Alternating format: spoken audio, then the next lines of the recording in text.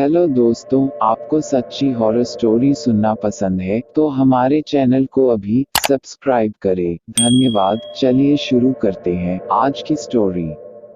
आंखें बंद करें और इमेजिन करें। ये बात कुछ समय पहले की है। शायद लगभग 90 के दशक की बात होगी। कुछ लोग घर में एक साथ बैठे थे और बातों बातों में ऐसे ही बात चल गई कि आज तो हर चीज बाजार में नई नई आ गई है। पता ही नहीं चलता कि वो सब पुरानी चीजें कहाँ जाएंगी। आज का दौर तो बस ऐसा लगता है कि बदलता ही जा रहा है। देखो, आज के जमाने में कपड़े के साइज ही छोटे होते जा रहे हैं। और हमें तो यार बस शर्म ही आवे है। कल हमें प्रधान जी मिले थे और कहने लगे कि अपने बच्चों को गांव के स्कूल में ही पढ़ाओगे या फिर शहर में भेजोगे।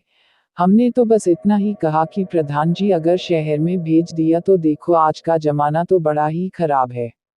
और फिर अपने सामने पढ़ेंगे तो अच्छा है। सब कुछ यह पर दिखता रहेगा। अरे यार, तुम्हें पता है कि रामू का लड़का कल शहर से पढ़कर आया है। क्या फर अंग्रेजी बोलता है, हमें तो समझ में भी ना आए। अंग्रेजी कि छोड़, उसके कपड़े भी देखे कैसे पहन कर रखे हैं। रंग बिरंगे, काहे के रंगीन, हमें तो जोकर ही नजर आए हैं।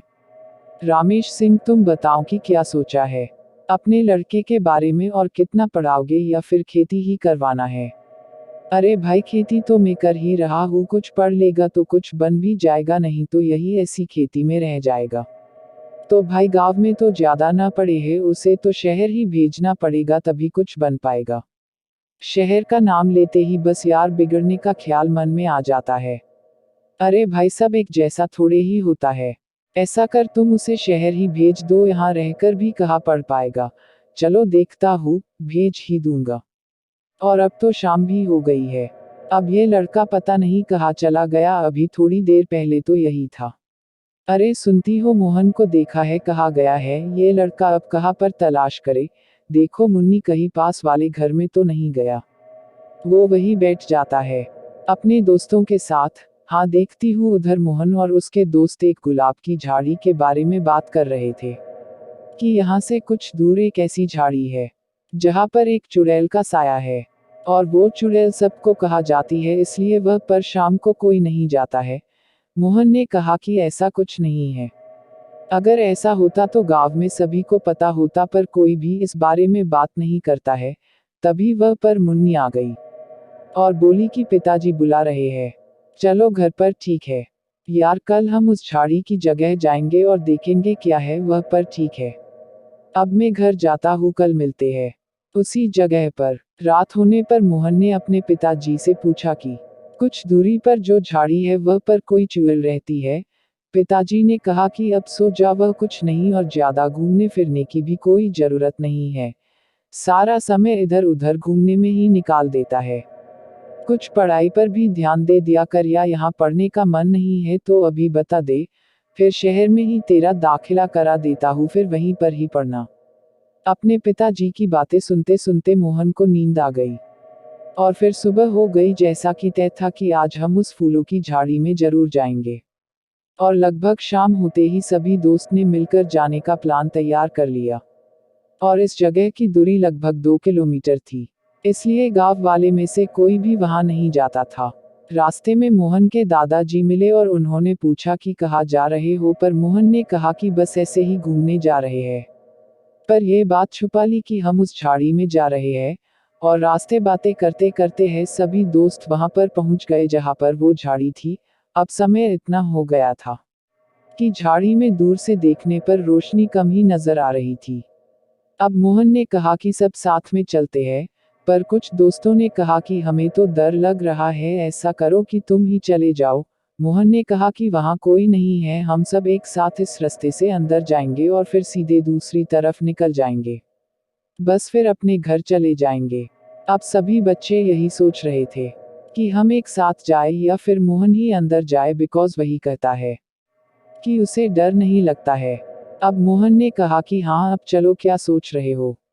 एक दोस्त बोला, ऐसा करते हैं यार, अब घर चलते हैं, रात भी हो रही है और फिर घर पर डांट पड़ने का भी डर है। और झाड़ी तो तुमने देखा ही ली है, और अंदर जाने पर भी होगा क्या। घर चलते हैं। मोहन ने कहा कि अब यहाँ पर आ ही गए हैं तो पहले देख ही ले अंदर क्या है। एक बार देख लेंगे तो यहाँ फिर आने की कोई जरूरत नहीं है। और तुम्हें भी पता चल जाएगा कि कोई भूत नहीं होता है। उनमें से एक दोस्त ने कहा कि अगर कोई भूत हुआ तो वो हमें पकड़ लेगा और खा जाएगा। उसकी बात सुनकर सभी लोग घबराने लगे और डर उनके अंदर समा रहा था। मोहन ने कहा कि ऐसा कुछ नहीं है, तुम तो यही डर रहे हो, वहां कुछ नहीं है। और हम एक साथ होंगे तो भूत कर भी क्या सकता है। हम इतने सारे हैं कि वो ही डर के भाग जाएगा। पर कुछ दोस्त मान ही नहीं रहे थे, उन्हें तो बस डर ही लग रहा था। तभी उन्होंने झाड़ी में से कुछ आवाज सुनाई दे, ऐसा लग रहा था कि उस झाड़ी में कुछ है। आवाज कुछ सर की आ रही थी, पर कुछ समझ में नहीं आ रहा था कि आवाज किस चीज की है। हम सभी दोस्त थोड़ा चुप गए ये देखने के लिए आखिर आवाज किस चीज की है, और साथ ही डर भी लग रहा था। कुछ देर ऐसे ही छुपे रहे और आवाज भी लगातार बढ़ती ही जा रही थी। ऐसा लग रहा था कि कोई बाहर आ रहा है। कुछ देर इंतजार करने पर भी वहां कोई भी बाहर नहीं आया है, और सभी को लगा कि कोई भी वहां नहीं, हम लोग यूं ही डर रहे हैं। शाम के लगभग 7 बजे का टाइम हो रहा था और कोई भी ये तय नहीं कर पा रहा था कि सब अंदर जाए या सिर्फ मोहन ही अंदर जाए। थोड़ी दूरी पर एक छोटा सा पप्पी दिखाई दिया, और हमारी दूरी और उसकी दूरी में काफी फर्क था। वो कुछ दूरी पर एक लकड़ी के साथ के खेल रहा था। लकड़ी के साथ खेलते खेलते वो पप्पी उस झाड़ी के अंदर चला गया और बहुत देर होने पर भी वहां से बाहर ही नहीं आया। हम इंतजार कर रहे थे कि अचानक फिर वही आवाज सर की शुरू हो गई। हमें बिल्कुल भी समझ नहीं आ रहा था कि ये आवाजें हैं किसकी और कौन ऐसी आवाजें निकाल रहा है। उन आवाजों के साथ साथ पप्पी की भी आवाज आ रही थी, जैसे कोई उसे पीट रहा हो। पप्पी जोर जोर से चिल्ला रहा था और सर की आवाज भी तेज हो रही थी। अब बस मोहन ने कहा कि तुम्हें जाना हो तो जाओ, पर अब मैं तो अंदर जा रहा हूँ, पता नहीं कौन उस पप्पी को पीट रहा है। और मोहन ये कहकर अंदर चला गया, पर उसके साथ कोई भी दोस्त अंदर नहीं गया। मोहन ने देखा कि अंदर तो गुलाब ही गुलाब खिल रहे हैं, और झाड़ी जितनी बाहर से उलझी हुई दिखती है उतनी अंदर से है ही नहीं। देखने पर तो अंदर आराम से चला जा सकता है, पर बहुत देखने पर पप्पी नजर नहीं आ रहा था। उस झाड़ी के बीच में एक टीला बना हुआ था और उस टीले में एक रास्ता अंदर की ओर जाता था। उस टैली में झांकने पर एक अजीब सी गंध आ रही थी, और अजीब से आवाज भी। पता नहीं कोई अंदर है या नहीं, पर इतने घने जंगल में कौन रह सकता है। तभी कुछ आवाजें आसपास से आई। मैं एक छोटी सी झाड़ी के पीछे छुप गया और देखने लगा कि कोई सामने आ रहा है, और अगर गौर से देखा जाए तो उसका चेहरा ढका हुआ था और उसके कपड़े एकदम काले थे। देखने पर तो उससे बहुत ज्यादा डर लग रहा था। शायद वो बात दोस्तों की सही थी कि यहाँ कोई रहता है, कहीं ये वही चुड़ैल तो नहीं है। ये सोचकर तो और भी डर लग रहा था। अब किया भी क्या जा सकता था। अब तो अंदर भी आ गया था। उसको मैं चुप कर देख रहा था, पर वो पूरी ताकत से कुछ सूंघ रही थी। ना जाने क्या सूंघते सूंघते उसने मेरी झाड़ी की ओर देखा, और मैं डर गया कि ये क्या चीज है।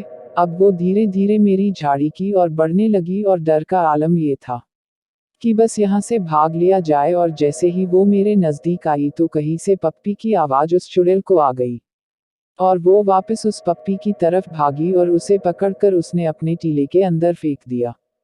और उसे ऐसा करते देख मैं वहां से भागा। मेरे भागते ही उस चुड़ैल ने मुझे देखा, वो भी मेरे पीछे पड़ गई, और मैं झाड़ियों में पूरी रफ्तार से दौड़ रहा था, मनो कभी पहले ऐसा मैंने कभी नहीं किया था। चुड़ैल दौड़ कम रही थी और ज्यादा रही थी। डर के मारे अब पसीना पूरी रफ्तार से निकल रहा था, और मैं अपने दोस्तों से काफी दूर था और उन्हें कुछ भी नहीं कह सकता था। मेरा यो इंतजार कर रहे होंगे और मैं यहाँ पर फंस गया हूँ, पता नहीं अब घर जा भी पाऊंगा या नहीं।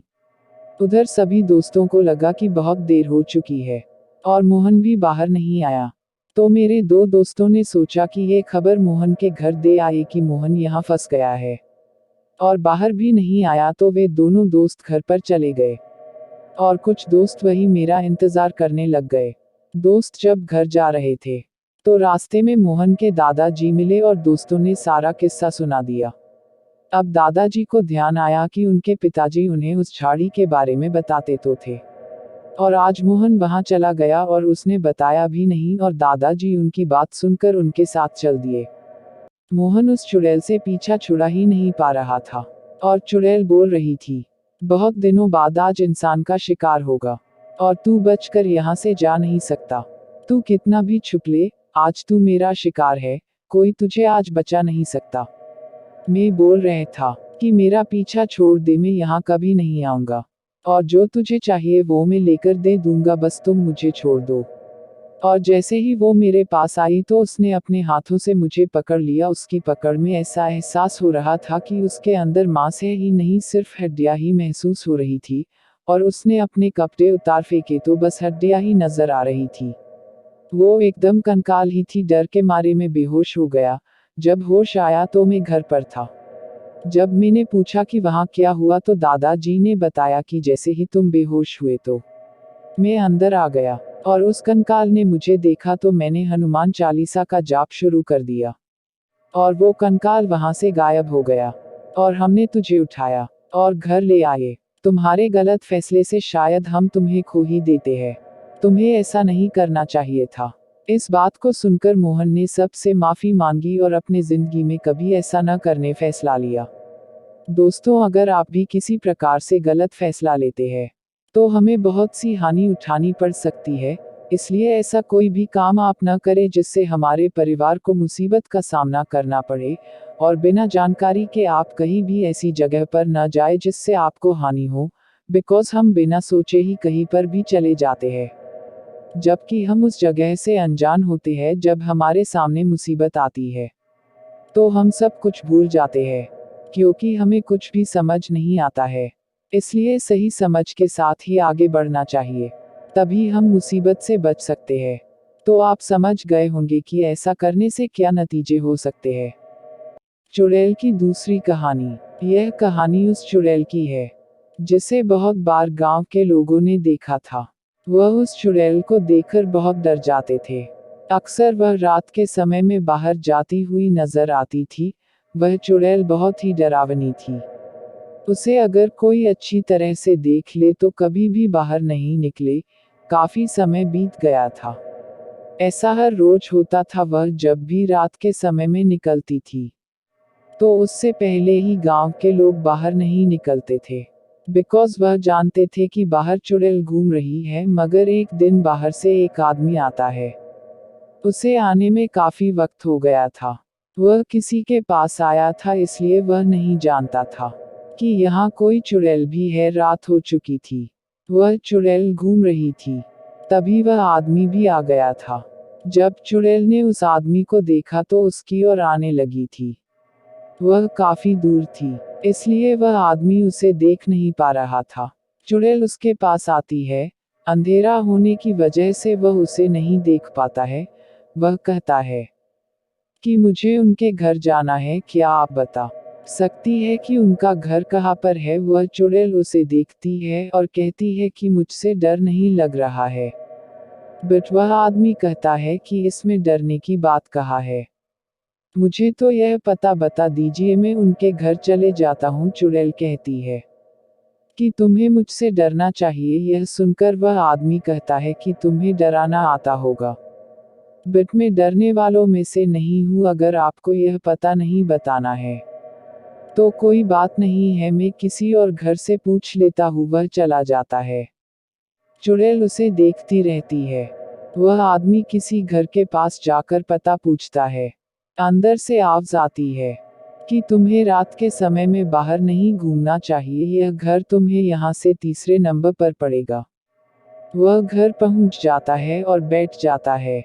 उसके बाद वह कहता है कि कोई भी घर से बाहर नहीं आ रहा है, यहाँ पर क्या हो रहा है। उसके बाद वह आदमी कहता है कि यहाँ पर चुड़ैल घूमती है और वह बहुत डरावनी है। यह सुनकर वह कहता है कि जो बाहर घूम रही थी। तभी वह आदमी कहता है कि हाँ। यह सुनकर वह आदमी बेहोश हो जाता है। अब उसे पता चलता है कि वह क्यों कह रही थी मुझसे डरना चाहिए। उस आदमी को तेज बुखार आ चुका था और उसे हर जगह वही चुड़ैल दिखाई देने लगी थी। तब गांव वाले उस आदमी को एक पंडित के पास ले गए और अब पंडित ने पूजा पाठ किया, तब जाकर उसे उस चुड़ैल से छुटकारा मिला। कुछ बातें ऐसी भी होती है जिनका पता होता है। अगर आपको ये किस्सा पसंद आया है तो लाइक कमेंट शेयर जरूर करें।